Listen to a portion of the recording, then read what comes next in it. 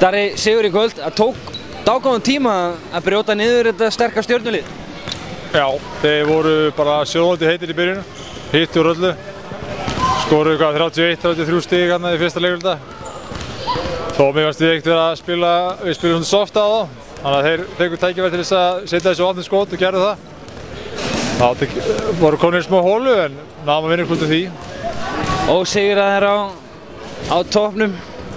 Eitthvað sem þú vilt að liðið fara að huga sérstaklega til þess að gera jafnvel enn betur, ef það er hægt?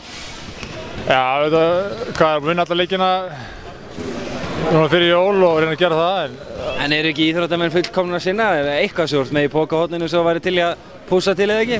Jó, það er alltaf að gera betur. Við svo sérstaklega varnarlega eins og í dag sem við eigum inn í hérna betri varnarleik, finnst mér.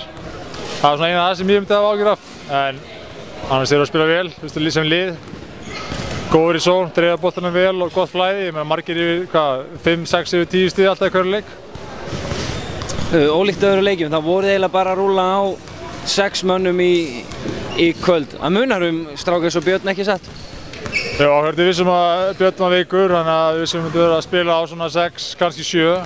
Og við spilum á 6 mönnum í dag og maður sjálfur fann að maður þreyttur í seinni hálfleik að það fer að líða á. Og þetta munar að vera með 6 eða 7. Þetta Björn sér að spila fína mínútur, 20 mínútur leik kannski, munar þannig mann.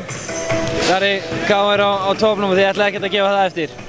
Nei, engan veginn sko, það er bara 11-0 fyrir jól. Það er stefnan. Glæsilegt, til hamingju. Takk.